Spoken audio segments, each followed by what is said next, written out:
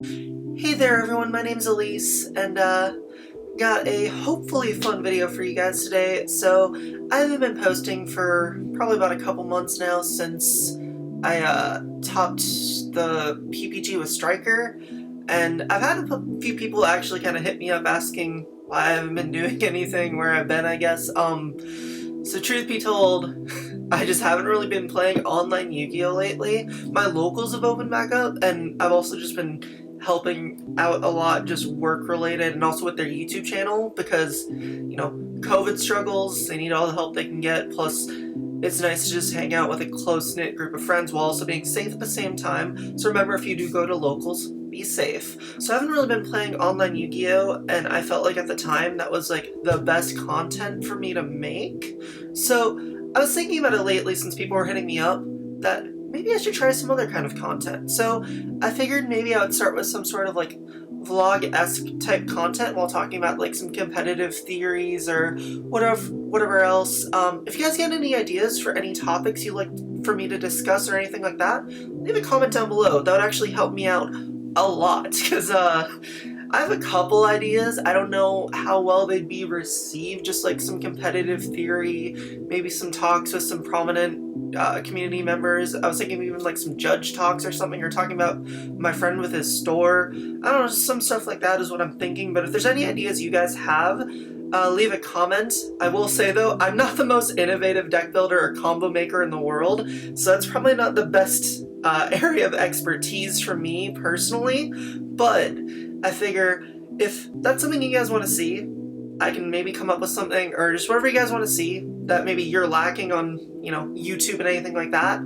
I might try it out. We'll see how it goes. Let's just get started in the meat of this video today. So for this one, this is actually a deck that I'm really interested in right now, looking forward. Because right now, let's be real, Yu-Gi-Oh's pretty stale. There's not that much to do. Like, I've resorted to this point where I'm playing Adamantipator right now just because I'm waiting for Black Dragon to get banned, and I just don't feel like losing because this format just kind of sucks right now, at least. Like, don't get me wrong, it's not the worst format we've ever had, but with online Yu-Gi-Oh!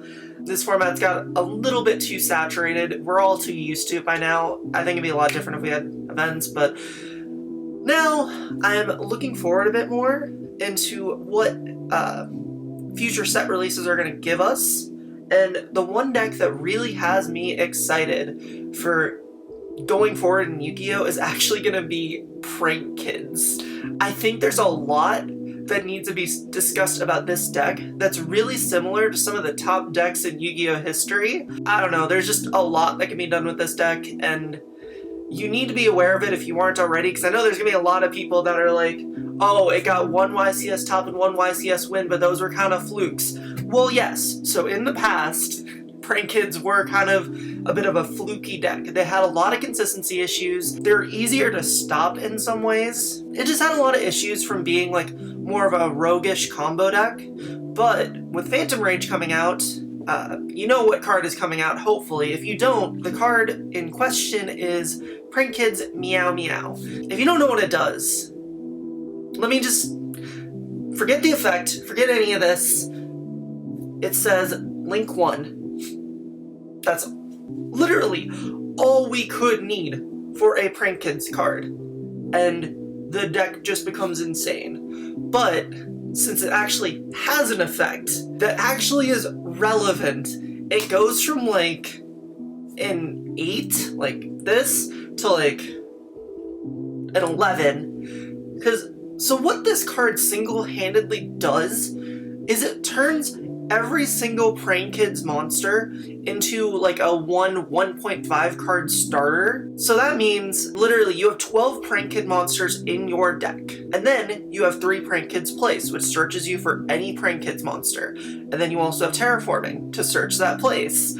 So that becomes a total of 16 1-card starters. That's just insane. Because if we look back to some of the more consistent decks in Yu-Gi-Oh!, one of the best example of all time is Zodiac.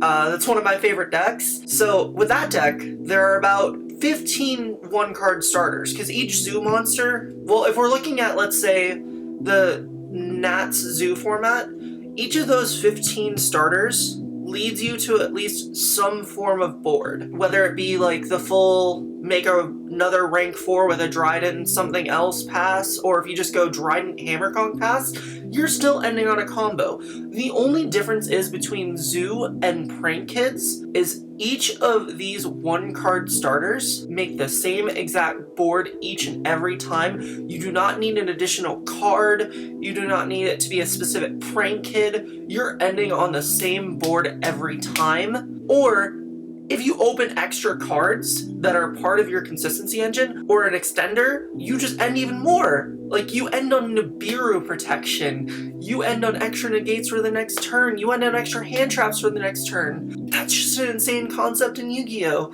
And this is a combo deck. This isn't speaking of, a Zodiac deck which is like kind of grindy, or like, for example, Sky Striker, a control deck. That deck had at minimum 10 starters, because all you needed to do was see Ray or see Engage, and you could just win.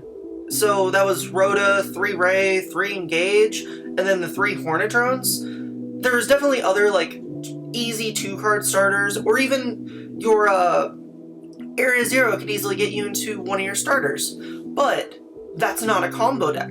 If we look at combo decks in this current format, let's take Infernoble or Dragon Link. So Dragon Link has 6 1-card starters, those being Seifert and Black Metal. So those 3 are basically 1-card starters. You typically need like 1 more card with those though, just because Dragon Link is how it is, but you always will end on basically the same board. The only thing with Dragon Link is depending on what kind of list you're playing and what your planned end board is, you need additional extenders or something like that to make your full board, or you have to rely on the draws if you're playing like the Calamities build.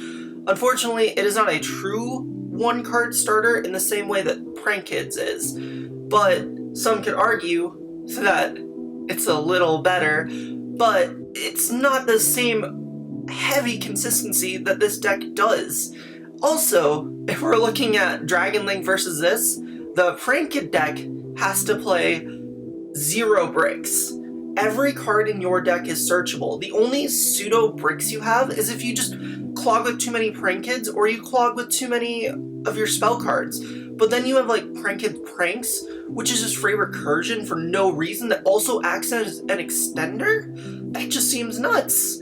And the Infernoble aspect, so most decks only play either one or the other normal summon engine. They don't normally play both, and that being the Sublimation Knight and the Neospace Connector. Those are basically true 1-card starters. You need 1 extender if you also want to end Herald, or if you're doing the TG play, you're drawing enough cards where you get the extender, but those are not true 1-card starters, in the sense that, like, you can't do it every single turn, every single time, and that's only 6.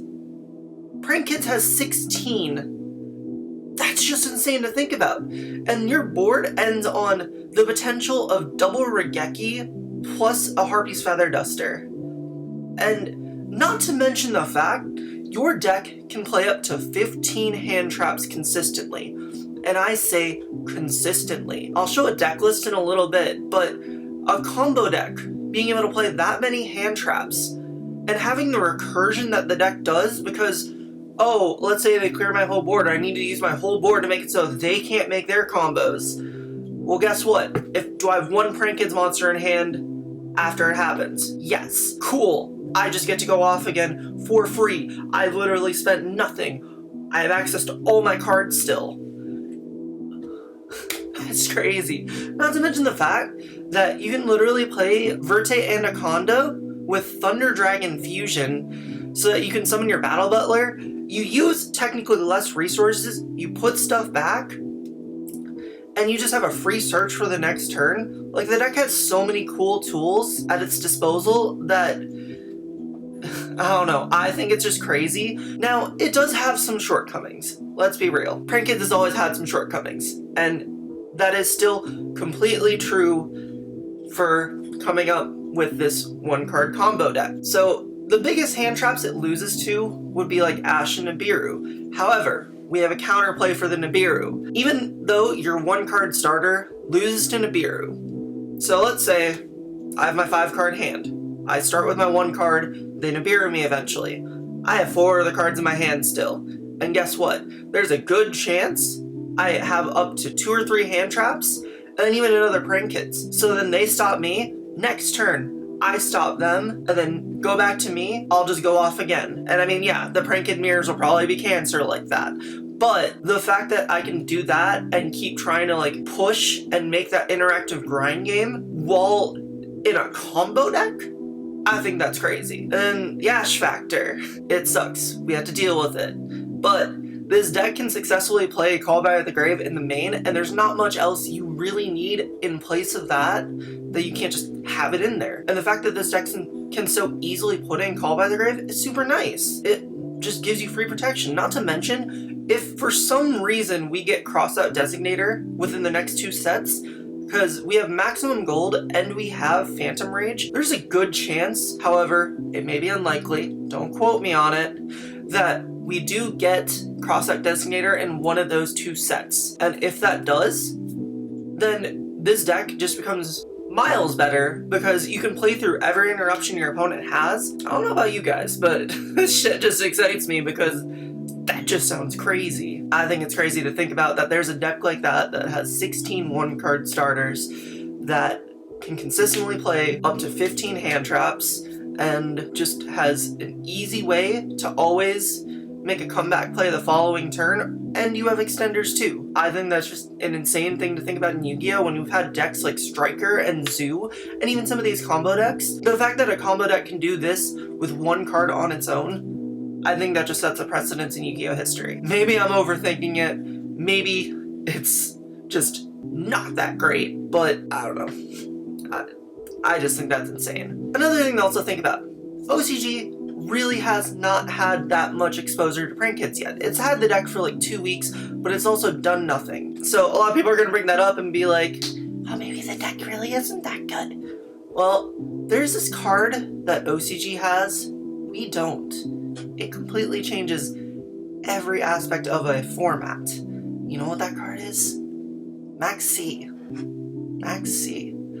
And it literally changes everything. Because, for example, Adamancipator is the best deck here. What is not the best deck there? Adamancipator. What is that full power over there? Adamancipator. But guess what? It is not the best deck. Max C is just that oppressive. Even though they have Crossout Designator, Ash, Call by the Grave, Max C just still locks out combo decks. This deck cannot play around Max C. That makes it so this deck has infinite more potential than it did in OCG because we don't have to suffer from Max C. We still have Nibiru, but they have Nibiru. We still have Ash, they have Ash. But if I can consistently open a hand that's 2 hand traps, 2 PrankKids, and another random card, then they stop my one thing, I stop them the next turn, I keep going, like, I don't know. That's kind of nice. Also, one other thing that people are going to probably bring up about this deck that used to exist, time factor. This deck used to take a lot of time. This deck burns. This deck makes me gain life. It's annoying for time. A lot of people could probably abuse this for time still. But with the fact that there are standardized 1-card combos now, you're streamlining your deck to a degree to where you should probably take no more time than the average Adamancipator player would. And if you do, you're just being a dick at that point. And even then, you should probably take even less time than that. You have a standardized 1-card combo now. Why are you going to take 15 minutes to do your combos? In the old days, that was understandable. The deck took a lot to get to the point it needed to be. But now, it's completely different. It should be not as much of a time factor, but there will be still dicks that abuse it, which is unfortunate. Anyways, we'll take you over to the deck list right here.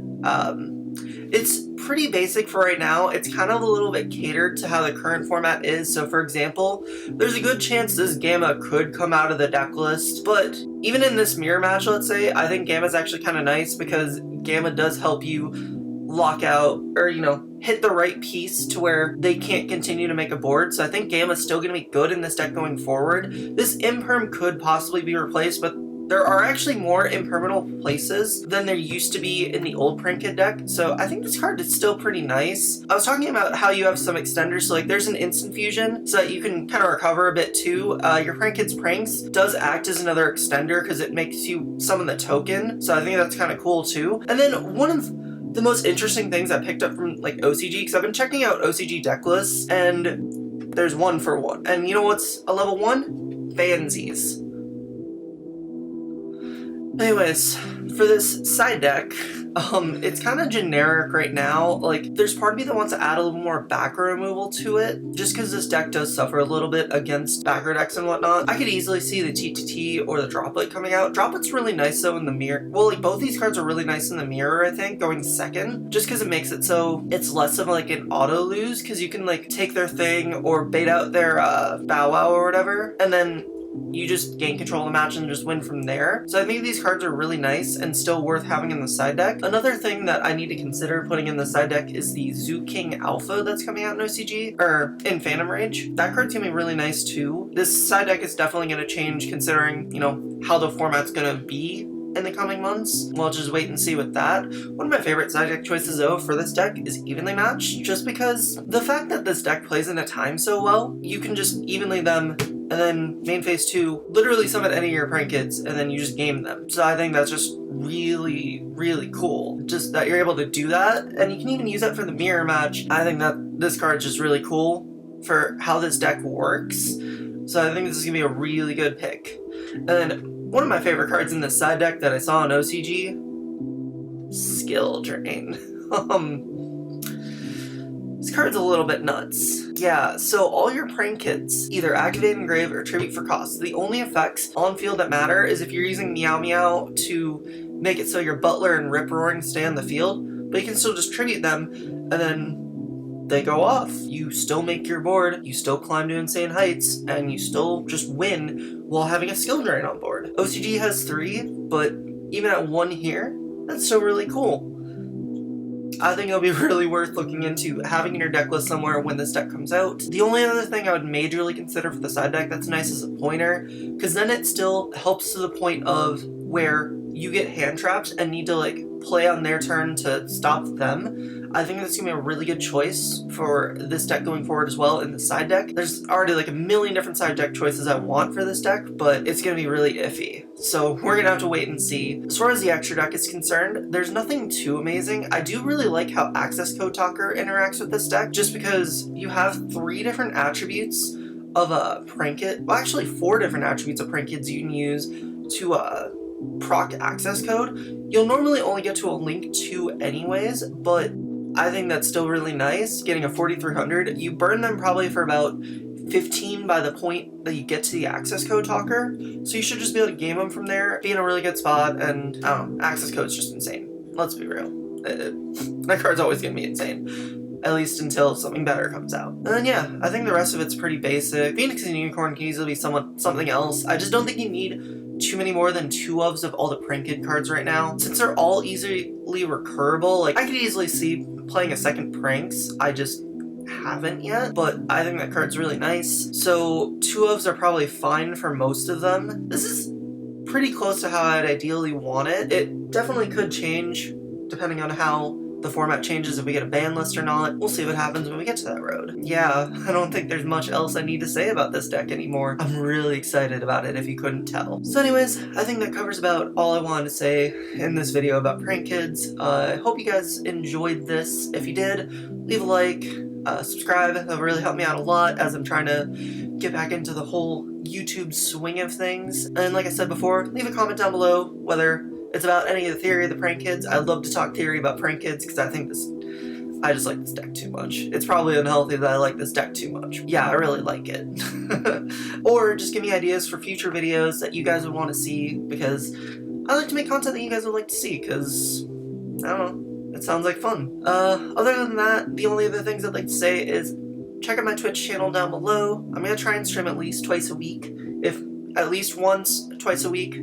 Maybe more, we'll see. And then also check out my locals YouTube channel, TGG Gaming. So on that channel, it's a lot of duel videos from like just us playing at locals. There's also product opening because we're a store. people open product in the store. So there's decent product openings. I'm even going to help them with a bit of content that they want to do for themselves. So if you want to see me play or see other of my friends play, check out the link down below for their channel.